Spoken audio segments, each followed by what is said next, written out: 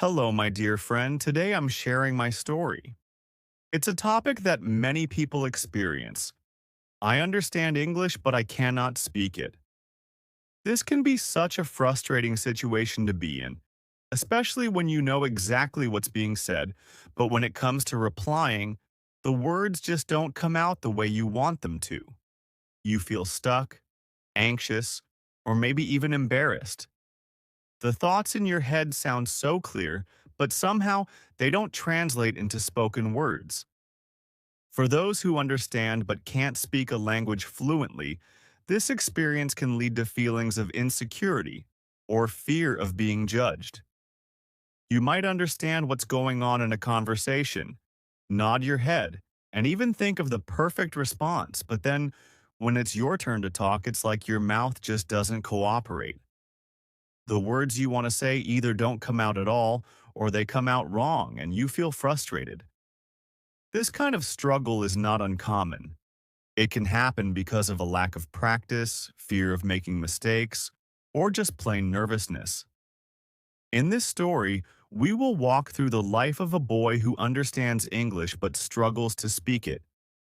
You'll see his challenges, frustrations, and how he eventually works through his difficulties to find his voice. His story is an emotional one, full of relatable moments, small victories, and personal growth. Now let's dive into the story. My name is Sam.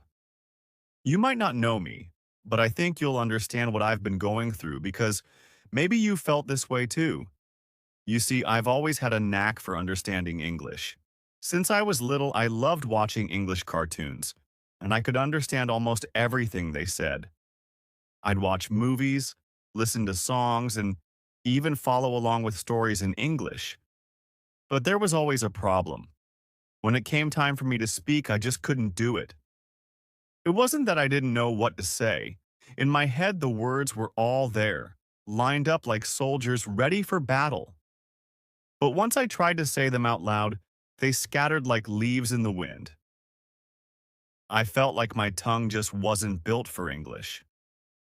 I remember the first time I felt really embarrassed. It was during a family vacation when I was about 10. My parents and I had gone to a tourist spot where we met some kids from the US. They spoke English so fluently, and I was so excited to talk to them. One of the boys asked me where I was from, and I froze. I knew exactly what he was saying, but when I tried to answer, all I could manage was, uh, uh, my mind was racing, but my mouth refused to cooperate. I could feel my face getting hot as the other kids looked at me, waiting for a response. I wanted to shout, I know the answer, I just can't say it. But instead, I stayed silent, embarrassed. From that day on, I started to feel nervous anytime someone spoke to me in English. At school, it was the same story. I'd understand everything the teacher said, but when it came time for oral presentations or answering questions, I would clam up. It wasn't like I didn't know the answers, I just couldn't get the words out. I'd sit there, heart racing, hands sweaty, praying that the teacher wouldn't call on me.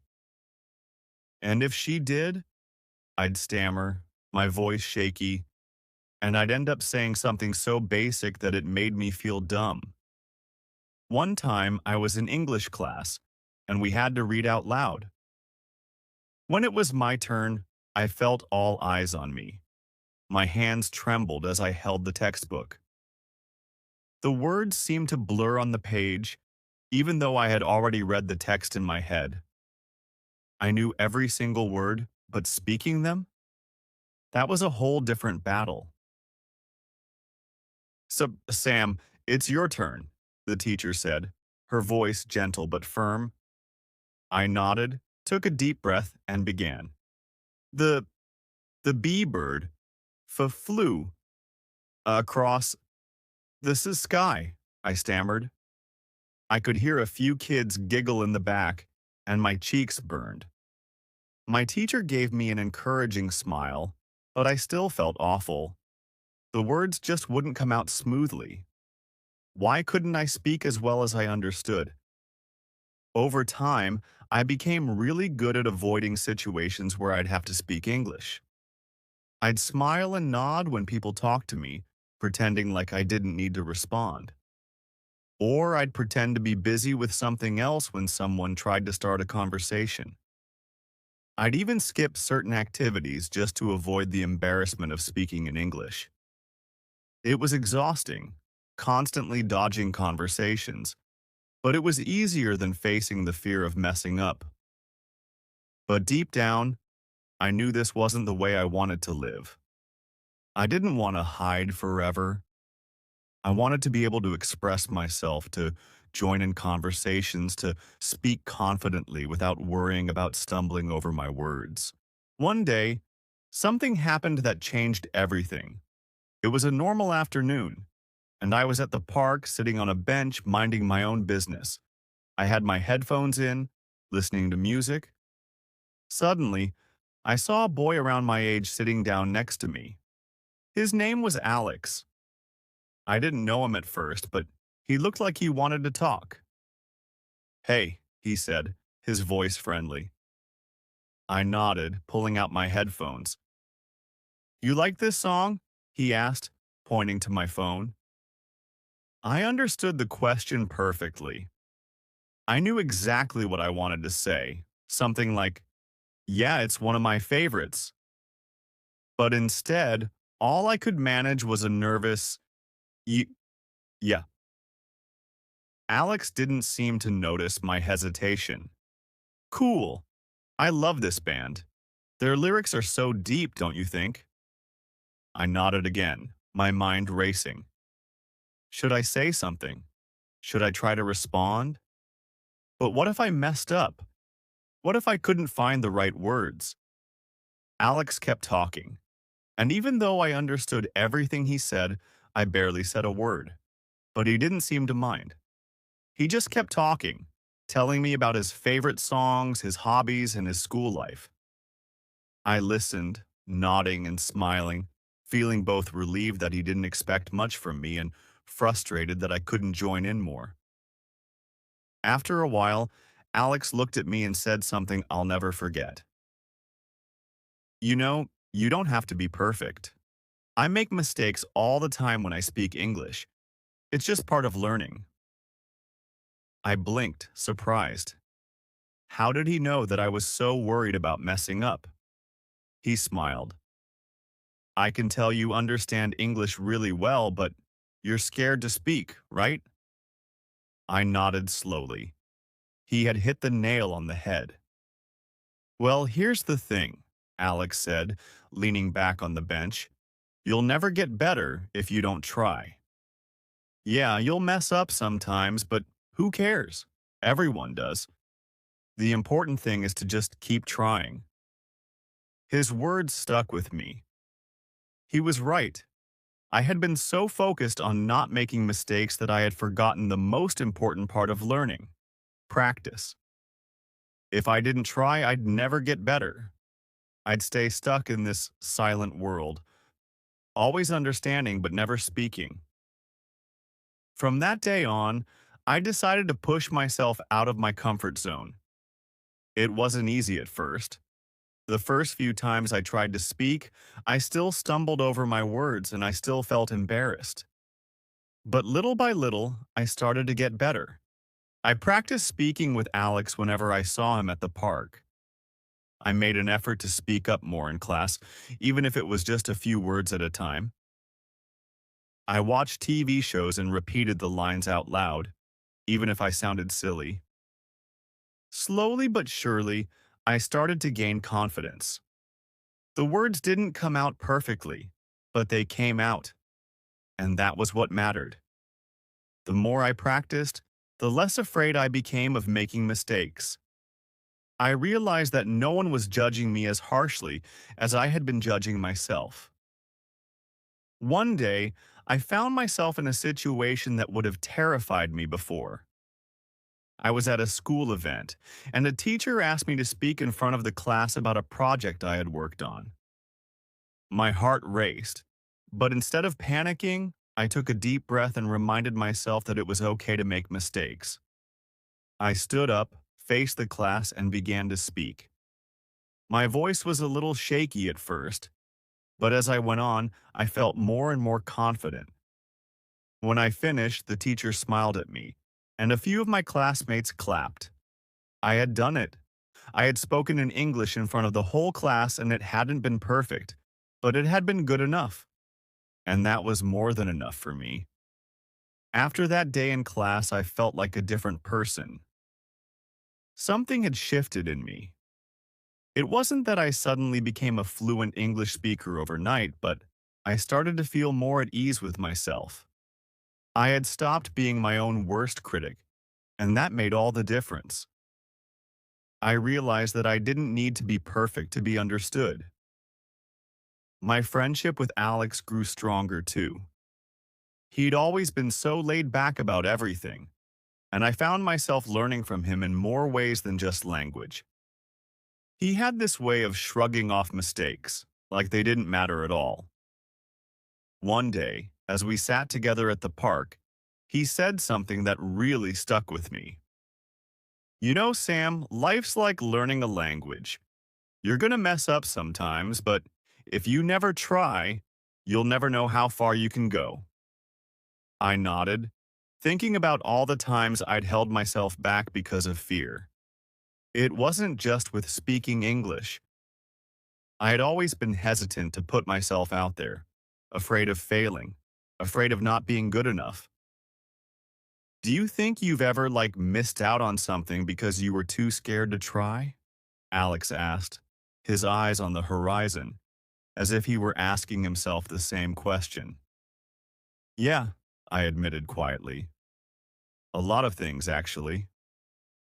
Alex looked at me with a small smile. You're not the only one, man. We all do that sometimes, but it's never too late to try. That conversation was another turning point for me. I started to notice that my struggle with English wasn't just about language, it was about confidence in general. Speaking English was a mirror of my larger fear of stepping out of my comfort zone. One day, Alex invited me to join him at a gathering with some of his friends. They were a mix of English speakers and people learning the language just like me. I was nervous at first, but Alex promised it would be a relaxed hangout, no pressure. Come on, it'll be fun, and it's a good chance for you to practice, he said with a grin. I hesitated. What if I stumbled over my words again? What if they thought I was weird for not speaking fluently? But Alex's easygoing attitude was contagious. He didn't care if I messed up, so why should I? So I agreed. The gathering was at a local cafe. When we walked in, I saw a small group of people laughing and chatting. They waved us over, and I felt a knot form in my stomach. But Alex gave me a reassuring nudge. Just be yourself, he whispered. I sat down, and Alex introduced me to his friends. There was Emma, who was from the UK but had been living in our country for years. Miguel, who had just moved from Spain and was still getting the hang of English. And Anya, a girl from Russia who spoke with a thick accent but never let that stop her from chatting with everyone. I listened to them talk, and I realized something. None of them spoke English perfectly. Emma had a few slang words I didn't understand. Miguel sometimes paused to think of the right word, and Anya, well, she spoke so fast sometimes that it was hard to keep up, but she never hesitated. They were all just communicating in the best way they could, and no one seemed to care about the small mistakes. I found myself relaxing. At one point, Miguel turned to me and asked, So Sam, do you like football? I froze for a second, feeling that old fear rising up. I knew exactly what I wanted to say. I liked football, but I didn't know all the fancy terms in English for it. What if I messed up? But then I remembered Alex's words. It's never too late to try. Yeah, I do, I said, my voice a little shaky at first. I, uh, I like watching, but I'm not that good at playing. Miguel smiled. Me too. I only play for fun, not very good either. And just like that, the conversation flowed. We talked about our favorite teams, some recent games, and even joked about how terrible we both were at playing. The more I spoke, the more comfortable I felt. I made a few mistakes here and there, but no one seemed to notice, or if they did, they didn't care. It felt amazing to just be part of the conversation, to connect with people without worrying so much about being perfect. As the evening went on, I found myself laughing, talking, and even teasing Alex a little when he tried to teach Miguel how to pronounce some difficult English words. It was the first time in a long time that I felt like I could be myself without hiding behind silence. Later that night, as we walked home, Alex turned to me with a grin. See? That wasn't so bad, was it? I smiled. No, it wasn't. I actually had fun. Alex clapped me on the shoulder. Told you, man. You've just got to let go of the fear. From that point on, I made a promise to myself.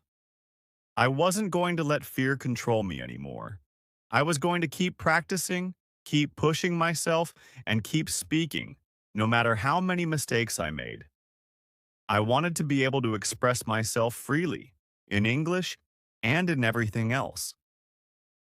I started taking more risks, not just with speaking English, but with other parts of my life too. I joined the school debate team, something I never would have dared to do before. At first, I was terrified. My first debate was a disaster. I stammered, lost my place, and barely managed to finish my points. But instead of giving up, I kept going. With every debate, I got a little better. I still made mistakes, but I learned from them, and that's what mattered. Outside of school, I practiced speaking with anyone I could. My teachers, classmates, even random people I met at the store. The more I spoke, the less I worried about being perfect, and the more confident I became. And something amazing happened. The more I stopped worrying about making mistakes, the more fluent I became. It was like my brain finally got the message. It's okay to mess up. The words started flowing more naturally, and my confidence grew with each conversation. But the best part? I stopped feeling like I was pretending to speak English. I felt like I was actually living the language, using it to connect with people and express who I was. One day, during a school assembly, something happened that I never would have imagined a few years earlier. The principal announced that they were looking for a student to represent the school in a national speech competition. As soon as I heard the announcement, my heart skipped a beat. This was it, the ultimate test. I turned to Alex, who was sitting next to me. Do you think I should try? Alex looked at me, his eyes wide with excitement. Dude, you have to try. You've come so far. I hesitated. A speech competition? In front of a huge audience? Could I really do it? But then I remembered everything I'd learned about fear, about mistakes, and about pushing through. This was my chance to prove to myself that I could do anything if I put my mind to it. So I signed up. For the next few weeks, I practiced like crazy. I wrote my speech, memorized it, and practiced in front of anyone who would listen. My family, my friends, even my teachers. There were moments when I doubted myself, when the old fears crept back in. But every time I felt nervous, I reminded myself of all the progress I'd made. I wasn't the same boy who was too scared to speak up in class. I had found my voice. Finally, the day of the competition arrived. As I stood backstage, waiting for my turn, I could feel my heart pounding in my chest. The auditorium was packed with students, teachers, and judges. My palms were sweaty, and for a brief moment, I wondered if I had made a huge mistake. But then, I saw Alex sitting in the audience, giving me a thumbs up. And I remembered why I was here. This wasn't just about winning a competition. It was about proving to myself that I could do it. When they called my name, I took a deep breath, walked onto the stage, and began my speech. At first, my voice was a little shaky, but as I spoke, I felt my confidence growing. I wasn't just reciting words, I was telling a story, sharing my journey, and letting my voice be heard. The more I spoke, the stronger I felt. When I finished, the audience erupted in applause. I couldn't believe it. I had done it. I had faced my fear and I had spoken in front of hundreds of people. As I walked off the stage, Alex was there, grinning from ear to ear. "You killed it, man. That was amazing." I smiled, feeling a sense of pride that I had never felt before. It wasn't just about the speech, it was about everything I had overcome to get here. And that, my dear friend, is how I found my voice. It wasn't easy, and it didn't happen overnight, but through practice, patience, and the support of a good friend, I learned that it's okay to make mistakes. It's okay to stumble, because every time you try, you get a little better. And eventually, you'll find that the words come more easily, and your voice grows stronger. After the speech competition, things changed for me in ways I didn't expect. It wasn't just that I felt more confident with English, but I started to feel different in general, like I could handle any challenge that came my way. Winning the competition was great. Yes, I actually won. But the real victory was internal. I had faced my fears and come out stronger. It was like a switch had flipped, and I wasn't the quiet, nervous kid anymore. I was Sam, the guy who could speak up, who wasn't afraid to make mistakes, and who could enjoy speaking English. The next few weeks at school were a blur of congratulations and new opportunities. Teachers who had once hesitated to call on me in class now asked for my input. My English teacher even invited me to help other students who were struggling with speaking. At first, I felt a bit awkward about it. Who was I to help someone else when I'd only just figured it out myself? But then I realized that helping others was part of the journey.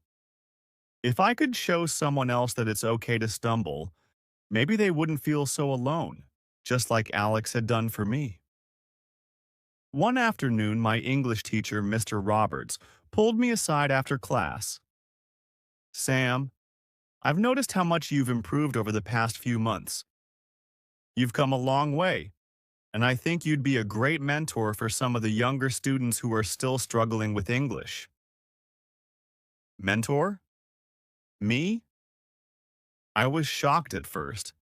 I had spent so much of my time avoiding speaking that the idea of helping others speak seemed surreal.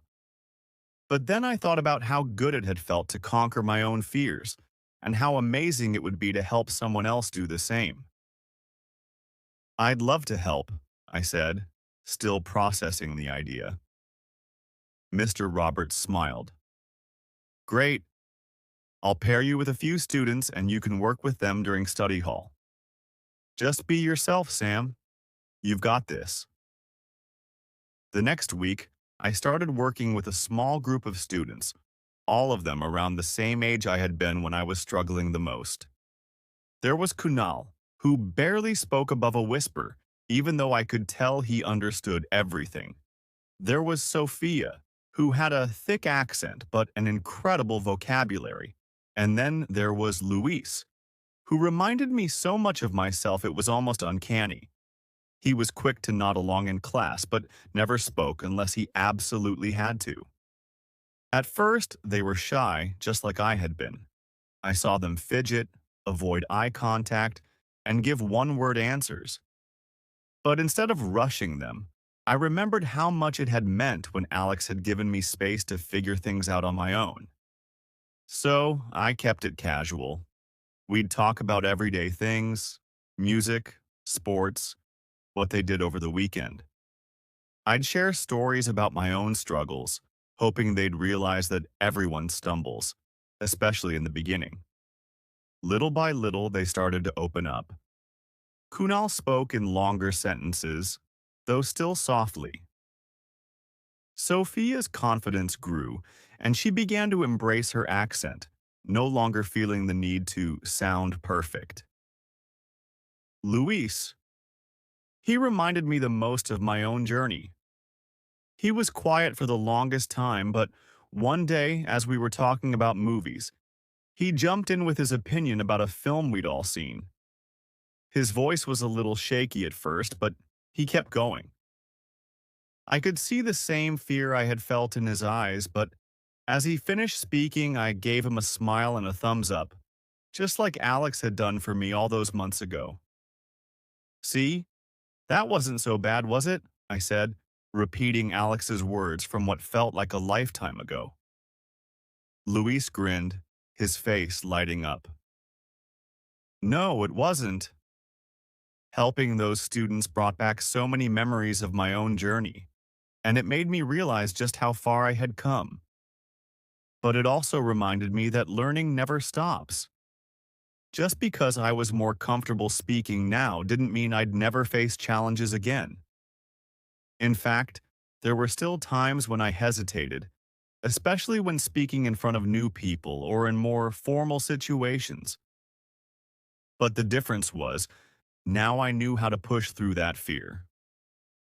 One of the biggest challenges came not long after I started mentoring. Mr. Roberts approached me with an idea that made my heart race. Sam, there's an international student exchange program starting next year, he said one day after class. They're looking for students to host and help international students adjust to life here. I think you'd be perfect for it.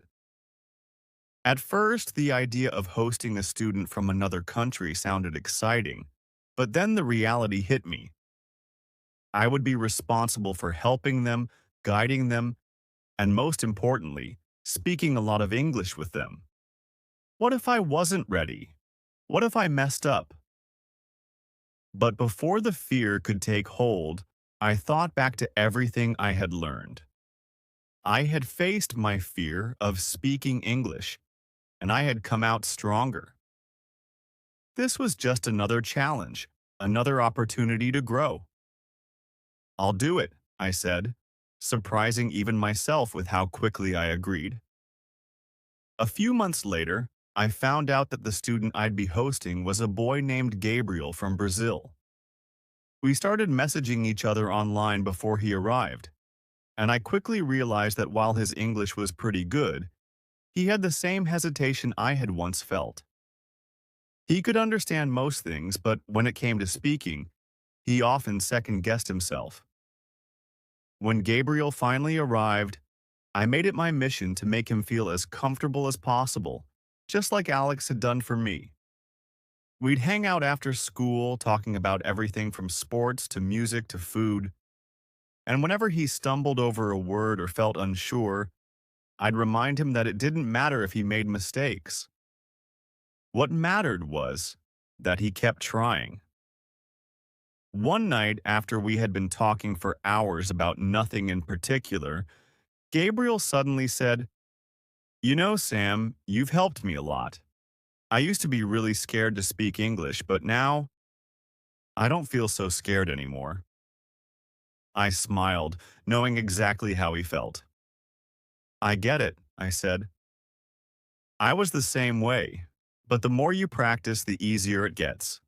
You're doing great." Gabriel grinned. "Thanks.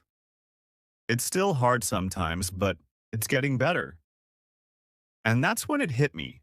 Learning a language, learning anything really, is never just about one big moment of success.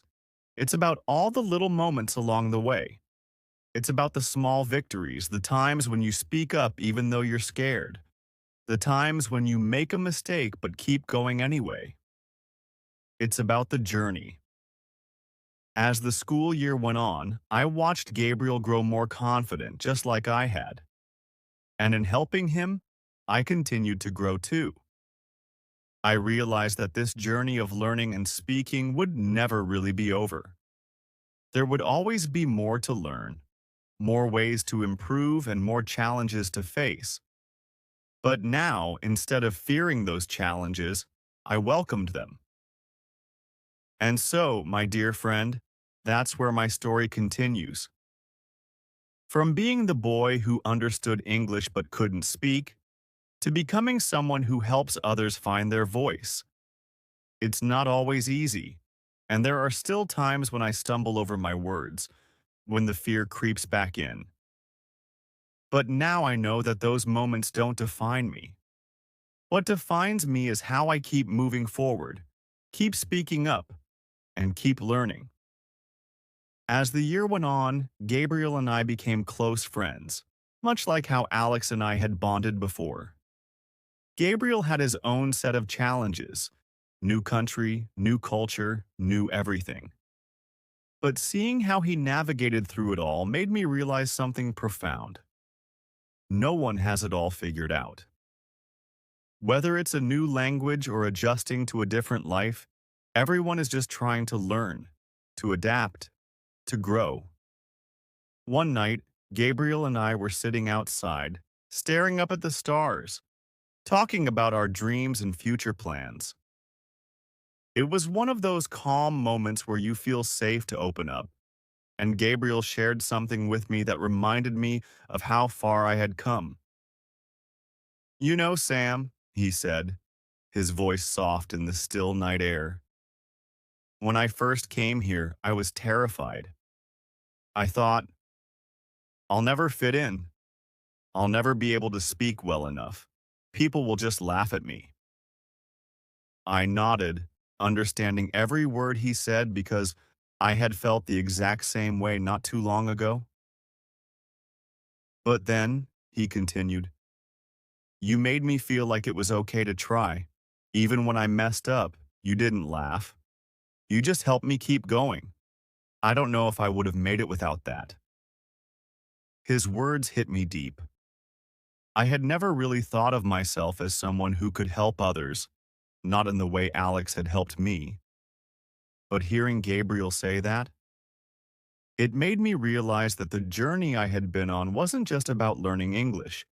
It was about learning how to support others, too, how to give back what I had been given. "That's what friends do," I said, feeling humbled. "You don't have to be perfect. You just have to keep trying." Gabriel smiled, a smile that said more than words ever could. It was in those quiet, unspoken moments that I realized how much we had both grown. It wasn't just about fluency in English anymore. It was about finding your place, finding people who supported you, and most importantly, finding the courage to keep moving forward despite the fear. As time passed, I kept thinking about all the other people out there who were like me. People who could understand but couldn't speak. People who were trapped by their own fear of making mistakes. I had been lucky to have Alex by my side, and then Gabriel came into my life and reminded me of how important it was to pay it forward. So I decided to do something about it. One day, while sitting in my room, I came up with an idea. What if I could create a space for people like me? People who were struggling to speak English, who understood but couldn't find their voice. I wanted to build something that could help them the way Alex had helped me, the way I had helped Gabriel. I went to Mr. Roberts with my idea, feeling a bit nervous but also excited. "I want to start a speaking club," I said. "A place where students can come and practice speaking English without feeling judged. Somewhere they can make mistakes and learn from them. A space that's safe." Mr. Roberts looked at me, his face lighting up with approval. "That's a brilliant idea, Sam. I think it could really make a difference." Let's talk about how we can get this started. And just like that, the Voice Club was born. At first, it was small, just a few students who I knew from my mentoring sessions. We would meet after school in one of the empty classrooms and talk. The rules were simple: no judgment, no laughing at mistakes, and most importantly, no pressure. It was a space to practice, to fail, to learn, and to grow. Word started to spread, and soon more students joined. Kunal, Sophia, and Luis were regulars, and Gabriel, of course, was there too.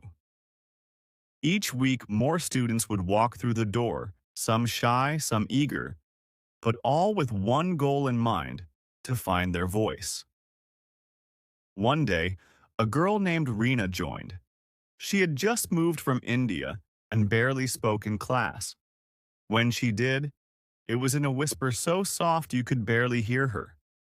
She reminded me of myself on that first day, sitting in the back of the room, hoping no one would call on me.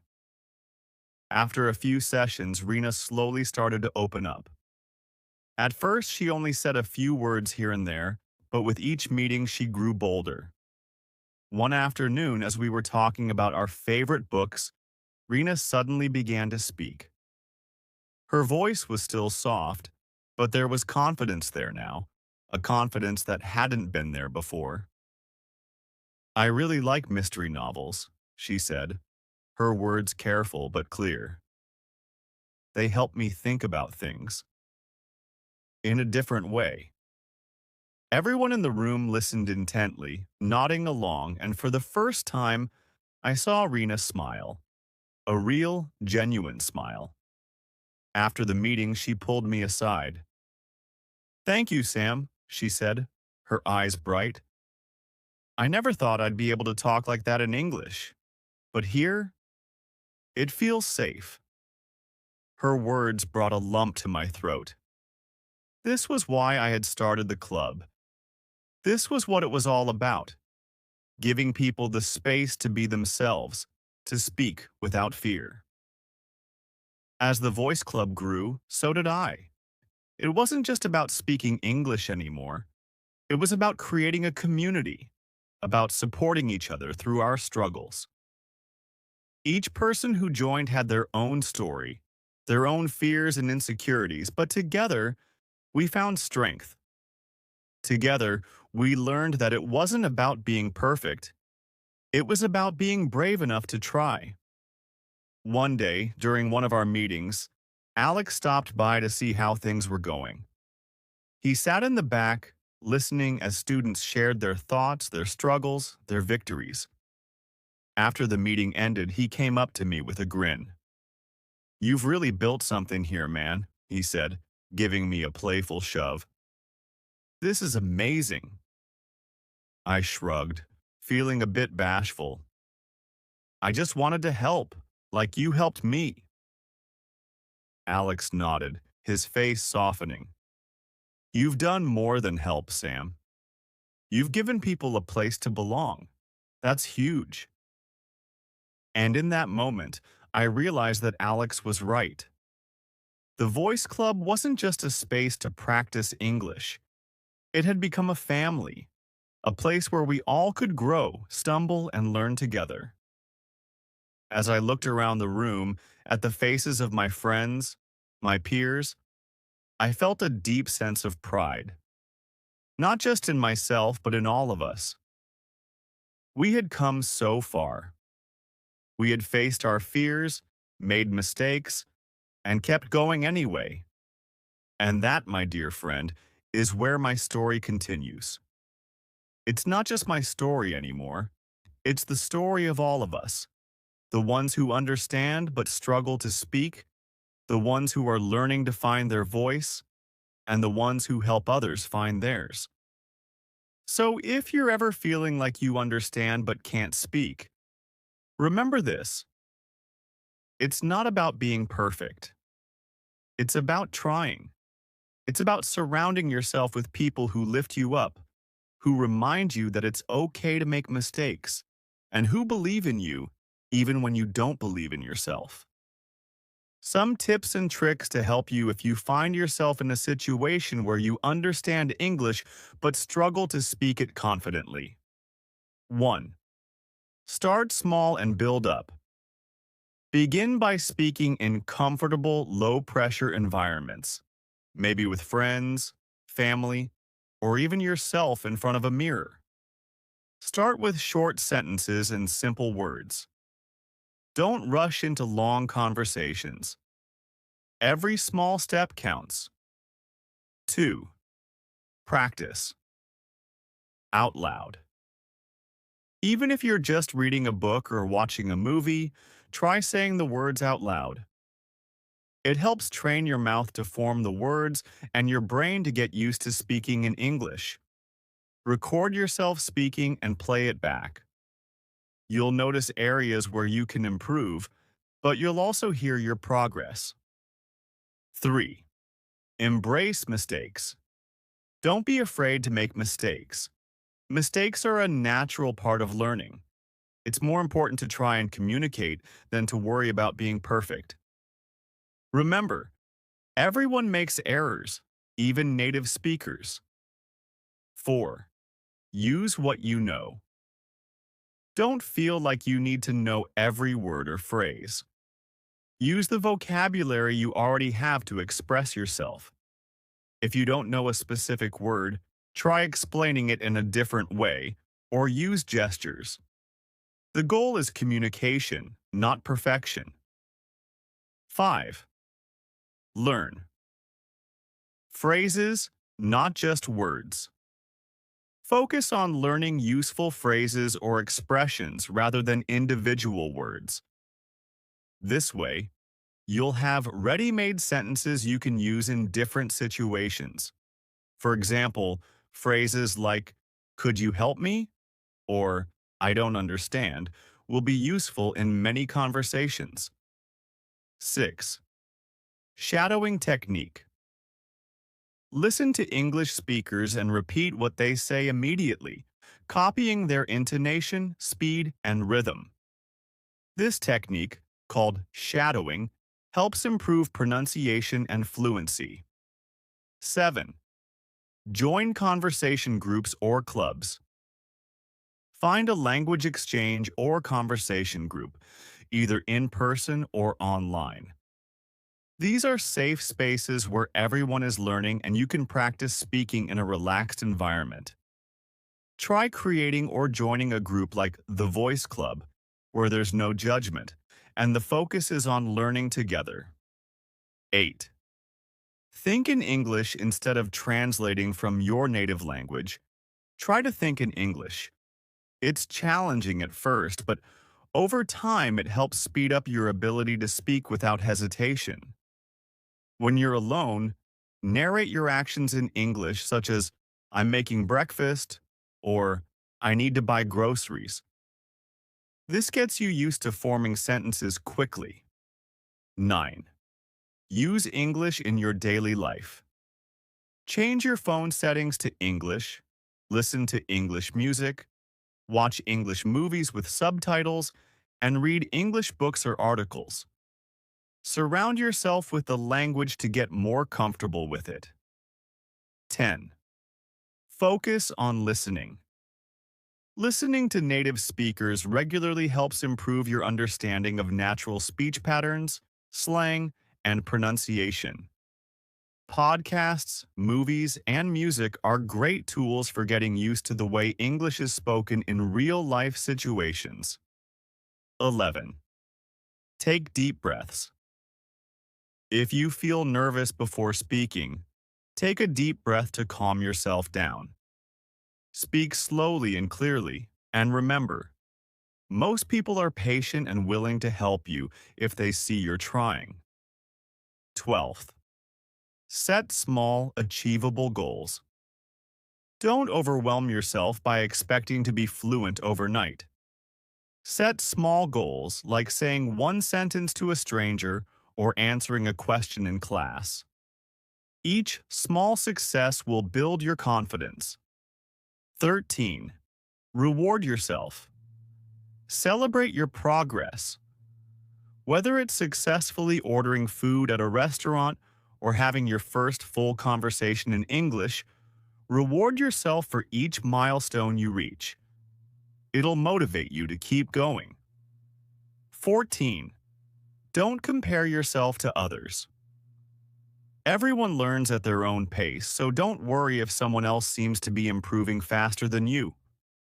Focus on your own progress and celebrate your achievements, no matter how small they seem. 15. Have fun with it.